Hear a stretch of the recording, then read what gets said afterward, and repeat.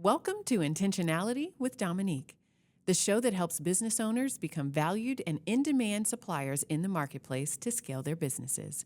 Let's start today's show with host and intentional connector, Dominique Simpson-Milton. Welcome to another episode of Intentionality, the show dedicated to improving the success rate of entrepreneurs and their businesses by helping them become successful suppliers. I am your host, Dominique Simpson-Milton. Today's show is being brought to you by CVMSDC, also known as the Council. We are an economic growth engine for ethnic minority business owners and serve as an advocacy group to help minority business enterprises with certification, development, connection, and advocacy. On today's show, we are focusing on relationships. Now, we have touched on this point many times, but I really want to go a bit deeper today because many fail to realize that relationships are an investment. You have to work on relationships. You have to give without expectation of anything in return, and you have to know how to support the individual when they're not even in the room. You never know when a relationship will take a different turn. It could turn into something big or stay small. The trick is that when you invest without expectation, the results can be boundless. I always say you don't have a true relationship unless you have a person's cell number and they have yours. Can you text me on your way into town and say, would you like to have lunch? Can you text me with an opportunity? Will you answer the phone when I call? Our guest today worked with CVMSDC for many years and then kind of fell out of sight.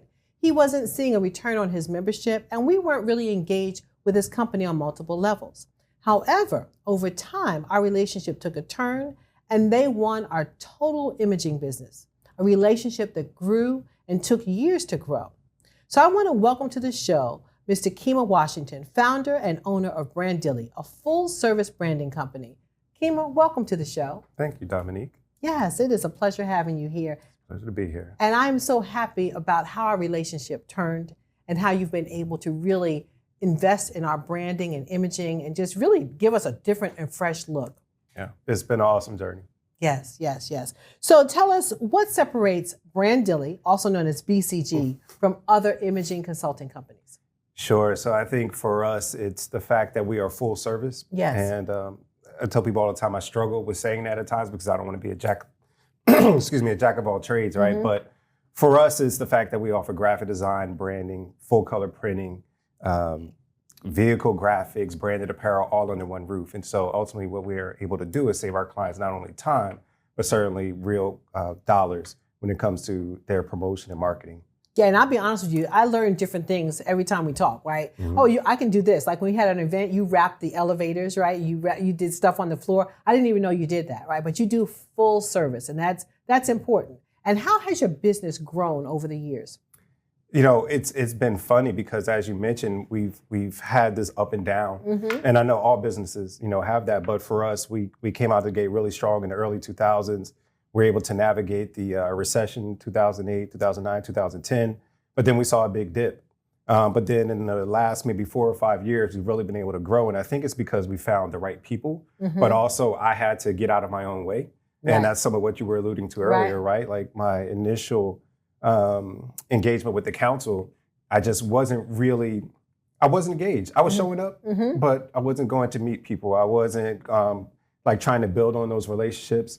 If I was coming, was because I was trying to get a contract. Right. And I know now you never go to a meeting to win a contract, right? You go to develop a relationship, get that phone number so that you could call that person. And as you mentioned, be able to text them to say, hey, what opportunities are available. Right. And so I think because of that change in the last 4 or 5 years, we've really been able to grow.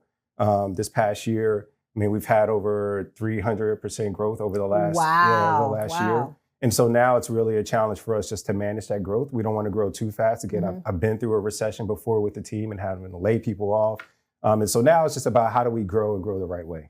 So a couple of things. I saw you moved into a new building. We did. But your team, right? Your team is A+. And I have watched your team grow. As we've added businesses, you've expanded your team to be able to address the needs that we have. Talk about the importance of a great team. Yeah, your team is everything. I think for a lot of business owners, particularly when you're just getting started, you're wearing multiple hats. I tell people all the time, I was always letter E, all of the above, when we used to fill in those multiple choice tests. And, even now I still do a lot, but what is really great is that right now I'm in Richmond. My team back in Raleigh is handling everything. I don't have to pick up the phone. I don't have to check that email because I know that they can take on whatever is being thrown at them. But for us, it's been not only me being able to let go of certain responsibilities, but knowing that people care about the business as much as I care about the business. Right. And so we've been very, to use your word, intentional about finding people who are not only greatly skilled at what they do, but have an entrepreneurial mindset, because they tend to understand that, hey, if I don't get this done, it's going to impact not just me and my work, but it's going to impact what the person across the room is doing as well. Absolutely. And so just having folks in the room who think like that just has really been able to propel us. That's good. And so you've elevated your business to the point where you can work on the business, right? So because you have that strong team. So we always talk about that with our guests, but one of the points is with a strong team, it frees you up to do things like what we're doing today, right? To take the business to the next level, right? And so that is so important. But I want to go back to what we talked about in the beginning, the relationship, right? So you said you were showing up to meetings to get business. You had expectations that should not have been there, right? Yeah, I mean, you thought that's what you should be doing, right? But I want to hone in on that a little bit more, because you were showing up, but you weren't getting anything in return. So maybe you weren't lifting the right weights, right? I always liken it to a gym membership, right? That's like the membership with CVMSDC. It's like a gym membership. So you have to go in and you have to do the work. And if you're doing the wrong work or your expectations are different, you're not going to see any results, right? And that's why a lot of people say, oh, I was a member of your organization, but I didn't see any benefit. Well, what were you doing? What was a give and take, right? How were you engaged? So now you're engaged in the ring. You're helping us with our marketing. You're having those backroom conversations with us that really exposes you to new customers, and it exposes the customers to you. And that's the key point, right? They get to see what you're doing when you do work for us, and you don't even have to sell yourself. We're in a room and somebody says, can I get rebranded? I'm like, that's the guy right over there. Yeah. So what have you learned through your journey that you didn't know before? I mentioned it earlier, but I heard someone say it. I'm taking a class right now, and we've talked a lot in the last session about the networking and building those relationships. But it is the gentleman who's leading that, the coach, asked everybody in the room, what when you go to a networking event, what are you hoping to come away with? And probably over half of the room said a contract, new work, right?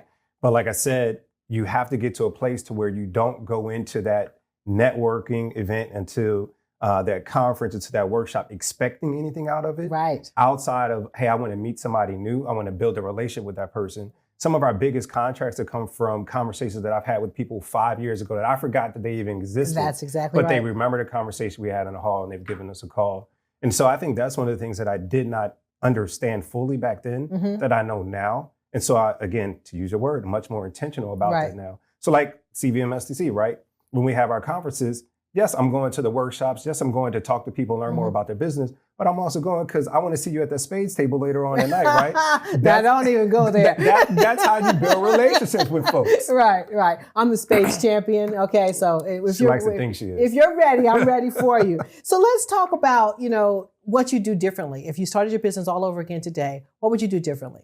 Yeah, I think number one, it's as an entrepreneur, you have this "if I build it, they'll come" mentality. And so too early out the gate, I mentioned right now we are growing, but I'm trying to grow smartly. And so I wanted to buy all the equipment I could buy. I wanted to do everything. I wanted to be able to design, be able to print, not only paper items, but I wanted to do apparel. I wanted to do all that, but I didn't even have the staff for it. I didn't have the cash flow to take care of the problems when they arose. I mean, yesterday we had our printer go down.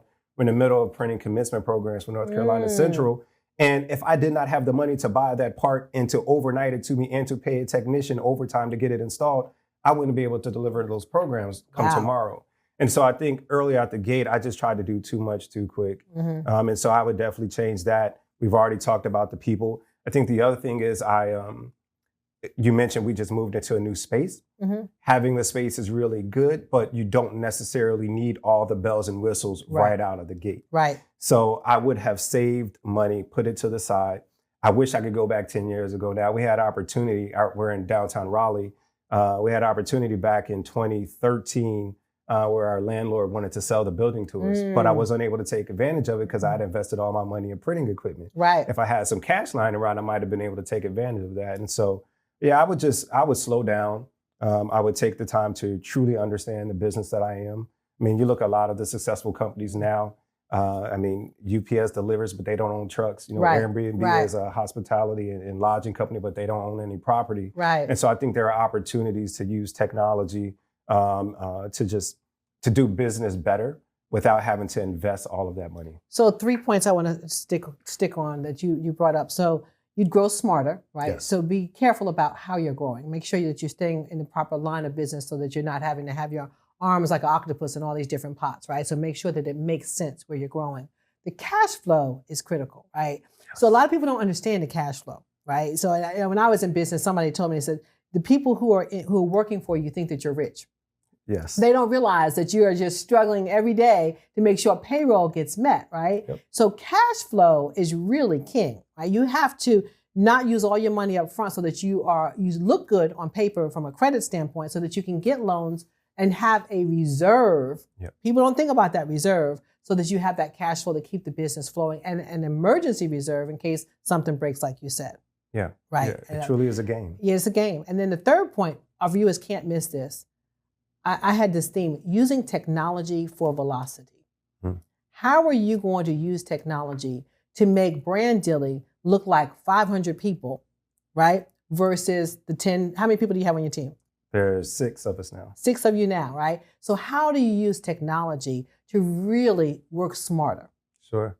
I can tell you that right out the gate. For us, we have an online presence, but because of what we do in the printing arena, we need to be able to offer online printing capabilities, not only in terms of, hey, how much does XYZ cost, but also, hey, how much does it cost? And there are these templates on your website. I could design my own flyer at 2 a.m. Right. I hit a button, it shows up in my inbox, and now all I have to do is hit print. So for us, that's how we're looking to bring the technology in to really do the job of 2 or 3 people, Yes. right? So you've got the estimating part that the website can do.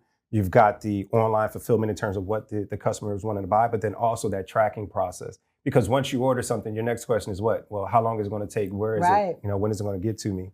And so having a website that could do all of that and do it really well is how we're going to grow our business in 24. That's excellent. And who are you going to partner with in 2024? Do you have plans there? It's funny, again, going back to relationships, the class that I'm taking now, there's a gentleman who's in one of our breakout classes who does software, primarily within the higher education system, but we've had some conversations. He's going to be able to help me out with that.